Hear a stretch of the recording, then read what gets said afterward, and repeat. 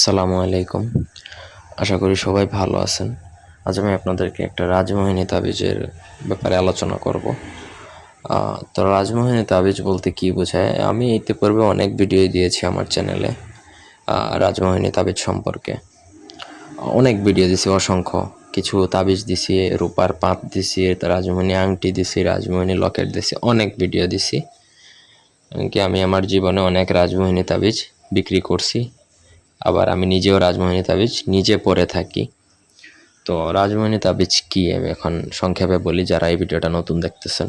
আর যারা জানেন তারা তো জানেন, আর যারা জানেন না তাদের জন্য বলি একটু সংক্ষেপে। রাজমোহিনী তাবিজ হচ্ছে এমন একটা তাবিজ যেটা আপনি সাথে রাখলে আপনার সকল কিছুতে উন্নতি হবে। সেটা শারীরিক উন্নতি বলেন, মানসিক উন্নতি বলেন, আর্থিক উন্নতি বলেন, ব্যবসা বাণিজ্য, পড়ালেখা। শত্রুতা করতে পারবে না আপনার সাথে। কোনো ধরনের জিনভূত, জাদুটোনা, বানকুফুরি, কালাম, টিয়া, কন্নি, মারানো, চাটন, কোনো কিছু যে ব্যক্তি রাজমোহিনী তাবিজ ধারণ করবে ইনশাআল্লাহ আল্লাহর রহমতে তাকে ওই জিনিসগুলো স্পর্শ করবে না বা টাচ করবে না। এটা কিন্তু গ্যারান্টি। ভালো রাজমোহিনী যদি হয় তাহলে সব রাজমোহিনী ভালো, তবে কিছু আছে, যেমন ধরেন আপনি যত এক্সপেন্সিভ রাজমোহিনী নেবেন তত ভালো কাজ করবে। কাজ করে না যে তা না, সবগুলাই কাজ করে, তবে কোয়ালিটির হয়তো বা একটু ডিফারেন্স থাকে। তো এখন একটা রাজমোহিনী আপনি যদি ধারণ করেন, আপনি সবাইকে সম্মোহিত রাখতে পারেন, সবাই আপনার কথায় মান্যগণ্য করবে।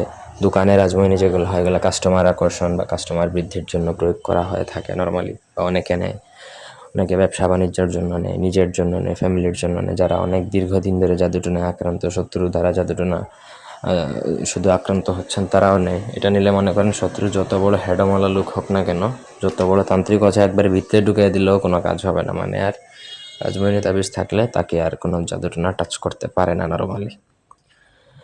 তো আপনাদের ব্যক্তিগত যে কোনো প্রয়োজন, যে কোনো কাজ আমাদেরকে দিয়ে করাতে চাইলে স্ক্রিনে দেওয়া নাম্বারে যোগাযোগ করতে পারেন, সরাসরি ফোনে, হোয়াটসঅ্যাপে অথবা ইমোতে। আর আপনাদের যদি রাজমোহিনী তাবিজের প্রয়োজন হয় সেক্ষেত্রেও নিতে পারেন। স্ক্রিনে যে নকশাটা দেখতে পাচ্ছেন এটা রাজমোহিনী তাবিজের নকশা। দুইভাবে প্রয়োগ করা যায়। এটা খোদাই করে রূপা, তামা, সোনা যে কোনো পাতের উপর খোদাই করে প্রয়োগ করা যায়। আবার এটা কামসিঁদুর দ্বারা ভোজপাতার মধ্যে লিখে ধারণা করা যায়। এজ ইউর উইশ, আপনি কীভাবে করবেন। তো ভোজপাতার মধ্যে কামসিঁদুর দ্বারা লিখতে হবে, লিখে তারপর আপনাকে রূপার মাদুলি বা অষ্টধাতুর মাদুলিতে ভরে গলায় ধারণ করতে পারেন, অথবা আপনি রূপার পাতের মধ্যে বা সোনার পাতের মধ্যে বা তামার পাতের মধ্যে খোদাই করেও ধারণ করতে পারেন। যে রয়েছে আর যেটা সুবিধা। এখন এটা যেইভাবেই করেন এটার খরচ বেশি হবে। ধরেন অ্যাপ্রক্সিমেটলি আপনার 2 থেকে 2,500 টাকা খরচ হইতে পারে। সময় বা সিচুয়েশন ভেদে দাম আপ ডাউন করতে পারে, বা আপনি নিজেও চাইলে এটা বানাইয়া ব্যবহার করতে পারেন। ধন্যবাদ।